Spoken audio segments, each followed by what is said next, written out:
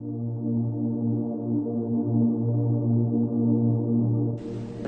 is like Majnun and Layla. You know, the Arabs use Majnun and Layla. He says, didn't you ask about that place, that neighborhood it's not there anymore?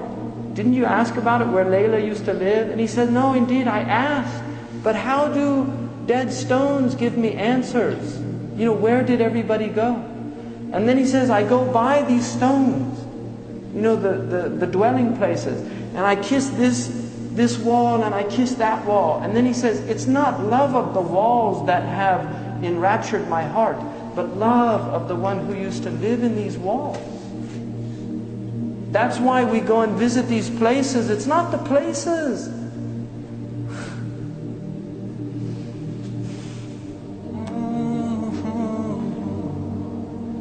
It's the beloved. He was there. That's why we go there. Because he walked there. One of the poets, he said, you know, they saw Majnun and he was taking care of this dog, giving it food and patting it. And they said to him, what's wrong with you? Why are you treating that dog like that? And he said, don't blame me. You know, leave your blame. Because my eyes saw this dog once in the vicinity of Layla. Just the dog was near Layla, and so he has an affection towards the dog. And that's real love. That's not imagination. That's real love. A lot of modern people don't even know what love is. A lot of modern people have lost the capacity for love because they're so alienated from their heart. You know, when you're cut off from your heart, how do you know what love is? Because the secret of the heart is love. And that's love the Sahaba had for the Prophet ﷺ. Bilal couldn't even live in the city. He went to Sham to live in Syria. One time he came back, this was after 20 years, they convinced him to give the adhan. He didn't want to give the adhan. He couldn't give the adhan in the mosque of the Prophet ﷺ. It was so overwhelming for him because he called the Prophet to prayer.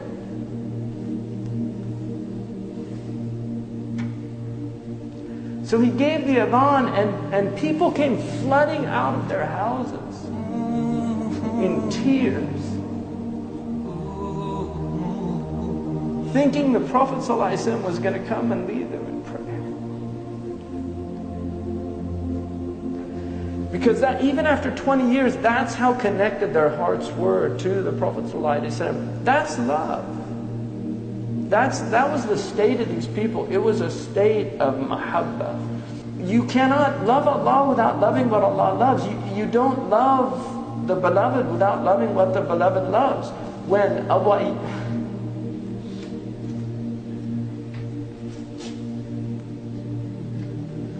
Ayyub al-Ansari,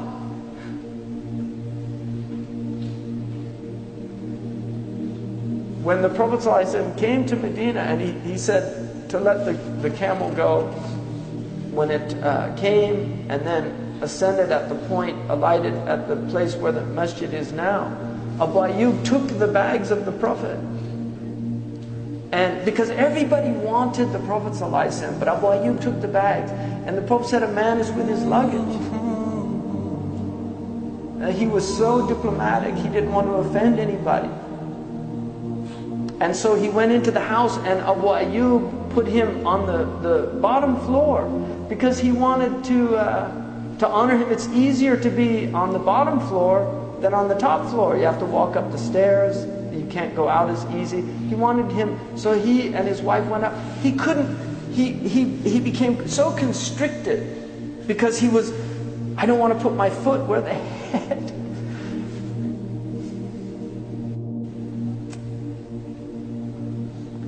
You know, where the head of the Messenger of Allah. This is adab. People don't have this understanding anymore. You know, this loss of adab in our age. So he went and he asked the Prophet, please, we can't stay above you. And so the Prophet changed places with him, and then he would bring the food up. And when the food would come down, he told his wife, show me where the messenger's fingers ate from, and then he would eat from that place. This is tatabbu' al-athar, following the traces. And then one time he took some food up that had garlic. And then when they brought it down, Abu Ayyub asked his wife, where did he eat from? She said he didn't take anything from it. Abu Ayyub said, فَزَعْتُ, I became completely, faza' is like to be in a state of shock. And he ran upstairs and he said, Ya Rasulullah, was there something haram in it?